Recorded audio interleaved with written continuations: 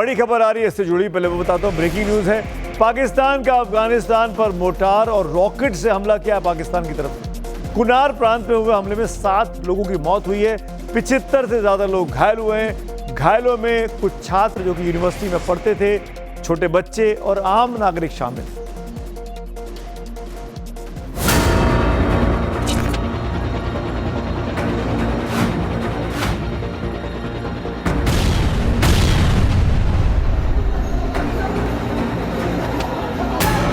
अफगानिस्तान का कुनार प्रांत, जहां सोमवार की दोपहर 2 बजे सन्नाटा नहीं बल्कि धमाकों की गूंज सुनाई दी। पाकिस्तानी मोर्टार और रॉकेटों ने न तो बच्चों को बख्शा, न ही यूनिवर्सिटी के उन छात्रों को जिनका भविष्य इन धमाकों के बीच दफन हो गया।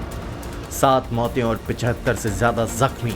यह आंकड़ा महज नंबर नहीं, पाकिस्तान के उस क्रूर चेहरे का सबूत है जो शांति की आड़ में जंग का सामान बांटता है। तालिबान सरकार के प्रवक्ता हमदुल्लाह फितरत ने सीधे तौर पर पाकिस्तान को घेरा है, लेकिन इस्लामाबाद का जवाब वही पुराना राग। पाकिस्तान ने कुछ नहीं किया।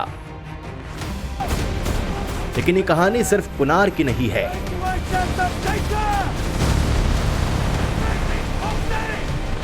इस आग की शुरुआत रविवार रात कंधार के स्पिन बोल्डक में शुरू हुई थी।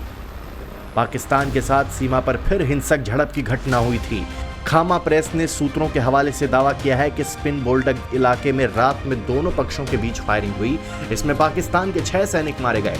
तालिबानी लड़ाके एक सैनिक को बंधक बनाकर ले गए। पाकिस्तानी सैनिकों के हथियार भी लेकर चले गए। हालांकि इन दावों की अभी पुष्टि नहीं हुई है।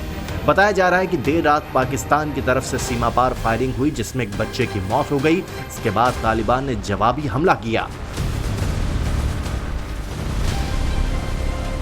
अब बात जनरल आसिम मुनीर के उस शांति दूत वाले मुखौटे की। पाकिस्तान की हालत घर में दाने नहीं, अम्मा चली भुनाने जैसी है। मुनीर दुनिया को दिखा रहे हैं कि वो ईरान और अमेरिका के बीच तनाव कम करवा सकते हैं, लेकिन जो मुल्क अपने पड़ोसी के साथ सीज फायर को 2 महीने नहीं निभा सका, वो खाड़ी देशों में शांति क्या खाक कराएगा।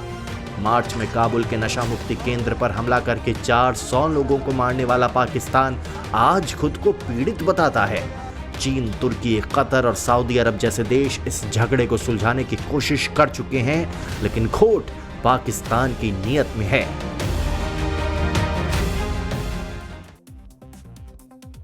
आपको ये पता होना चाहिए कि पाकिस्तान और अफगानिस्तान के बीच जारी संघर्ष की शुरुआत इसी साल 22 फरवरी को हुई थी। पाकिस्तान ने अफगानिस्तान के बॉर्डर इलाकों में एयर स्ट्राइक्स की थी। इस्लामाबाद का आरोप है कि तहरीक-ए-तालिबान पाकिस्तान यानी टीटीपी अफगानिस्तान से ऑपरेट करता है, जबकि तालिबान सरकार इन आरोपों से लगातार इनकार करती है। पाकिस्तान और टीटीपी की लड़ाई दशकों पुरानी है। 2001 में अमेरिका के अफगानिस्तान पर हमले के बाद पाकिस्तान ने वॉशिंगटन का साथ दिया था। इससे टीटीपी नाराज हो गया और वो इस्लाम के खिलाफ इसे मानता है। टीटीपी का मानना है कि पाकिस्तान सरकार सच्चा इस्लाम को फॉलो नहीं करती है, इसीलिए वो उसके खिलाफ हमले करता है।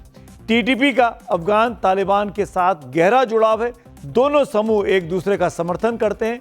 2021 में अफगानिस्तान तालिबान के सत्ता में आने के बाद पाकिस्तान ने टीटीपी को निशाना बनाकर अफगानिस्तान में हमले किए थे। पाकिस्तान को समझना होगा कि ये 1990 का दशक नहीं है। अफगानिस्तान में अब तालिबान की हुकूमत है जो ईंट का जवाब पत्थर से देना जानती है। अगर जनरल मुनीर ने अपना शांति नाटक बंद नहीं किया तो डूरन लाइन पर लगी आग पूरे पाकिस्तान को अपनी चपेट में ले सकती है। और जो शांति दूत बनने का आज की तारीख में कबूतर उड़ाने का जो ड्रामा कर रहा है, वो भी पूरी तरीके से एक्सपोज होता जा रहा है। अब बात पश्चिम एशिया में जारी संघर्ष की करूंगा। न्यूयॉर्क टाइम्स के हवाले से बड़ी खबर आई है कि ईरान पहली बार हॉर्मुज खोलने को तैयार हो गया है, लेकिन यहां तेहरान की 3 शर्तें हैं। पहले शर्त है कि अमेरिका इजराइल आगे हमला ना करे, इसकी गारंटी मिले। दूसरी शर्त में अमेरिका अपनी समुद्री नाकेबंदी को खत्म करे, जिसके बाद ही स्ट्रेट ऑफ हॉर्मुज खुलेगा और जहाज़ों की आवाजाही फिर से शुरू हो पाएगी। और तीसरी और सबसे अहम शर्त यह है कि सबसे आखिर में ईरान के एटमी प्रोग्राम और यूरेनियम संवर्धन जैसे विवादित मुद्दों पर बातचीत की जाएगी। हालांकि CNN के मुताबिक ट्रंप इस प्रस्ताव को मानने को तैयार अभी नहीं दिखाई दे रहे।